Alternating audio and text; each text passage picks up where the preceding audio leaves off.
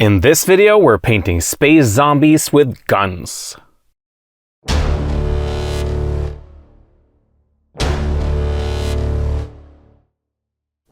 Hi all, and welcome to the cabin. Today I'm painting some Undead Legionnaires from the Algaroth faction in Warzone Eternal. Let's get to it.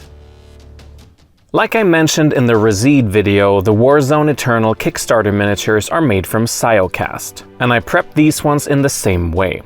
However, our YouTube member John kindly sent me a bunch of Undead Legionnaires in the new snap tray format, which we also made a video about. Here's a closer look at the two different materials, and I have to say that the snap trays have incredible detail while also being so much easier to prep for painting. You don't have to deal with any mold lines or flash, they don't have to be washed, and there's minimal to no assembly required. I once again went back to the original Mutant Chronicles artwork from the 90s to find inspiration for my painting. In this classic piece by Paul Bonner, the Legionnaire has metallic armor, leathery, rotting skin, a red gun, and gray trousers. This is also mirrored in Paulo Parente's art, so I went for this look for my minis. John actually sent me multiple sets of Undead Legionnaires, so in the future I want to paint more of these. Maybe then I'll explore some of these alternate artworks with brown armor, or these ones with blue skin. Either way, I'm going to start with the classic Bonner look today.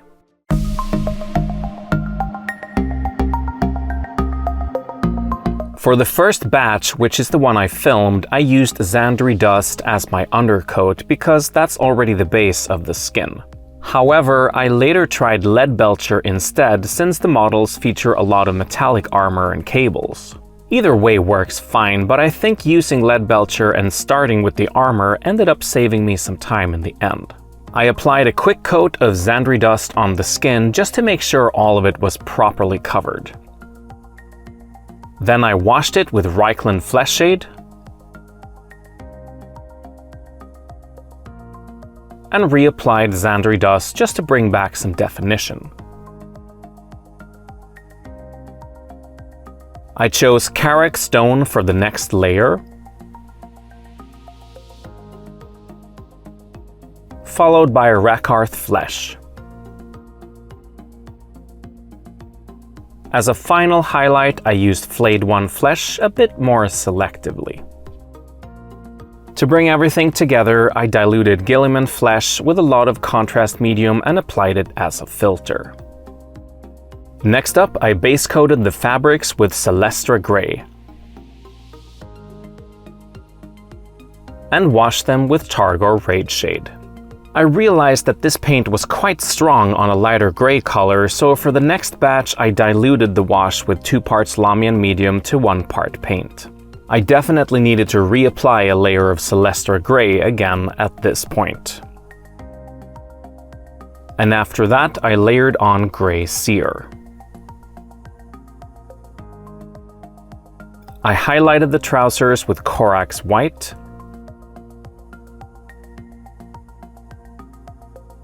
and finished them with a filter of Dreadful Visage, diluted with a lot of contrast medium.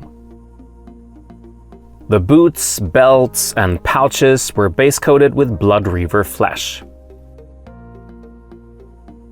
And afterwards I used Agrax Earthshade to wash them. Once dry, I reapplied Blood Reaver Flesh, and then added a layer of Night Questor Flesh.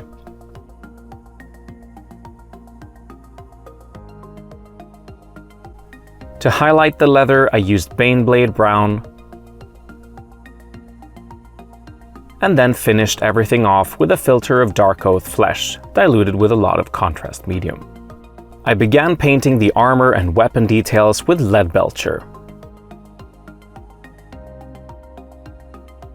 and continued with a wash of Rattling Grime, diluted with 2 parts contrast medium to 1 part paint. I then dry brushed them with Iron Hand Steel, which was easier to do for the second batch when I started with the metallics and didn't have to worry about being neat. To finish the metallics, I edge highlighted them with Runefang Steel. If any areas end up looking too bright and shiny, you can always go back and add more rattling grime. For the red details on the Kratak weapons, Algaroth symbols, buttons, and goggles, I used Corn Red as a base coat. This was followed by a wash of Carroburg Crimson and a reapplication of Corn Red to bring back some definition. I layered on some Wazdaka Red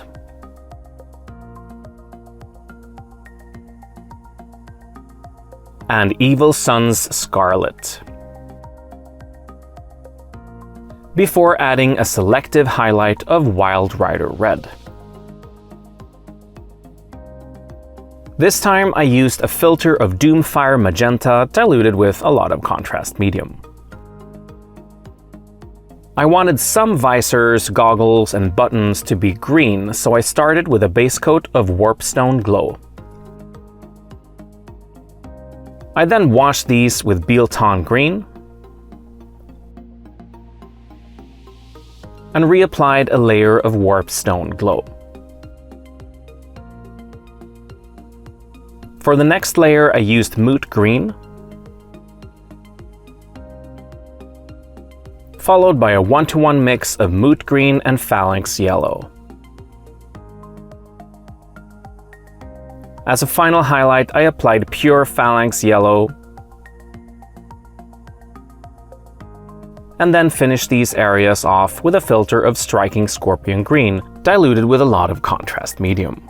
There are some empty spaces on a few of the minis, a result of them being intended to be cast as single pieces in Siocast. I simply painted these with Abaddon Black. A few of the sculpts feature tongues, which I base coated with Screamer Pink and washed with Carroburg Crimson. I finished them with a highlight of Pink Horror. For the first batch, I painted the teeth with Ushabti Bone. I later found this base coat a bit unnecessary since they were already painted with Zandri Dust, so I ended up skipping that. I did, however, apply a wash of Seraphim Sepia to stain them, and then finished with a highlight of Screaming Skull. Finally, I painted the eyes with Ulthuan Grey and applied 1 or 2 thin coats of Dreadful Visage to make them look a bit dull and milky.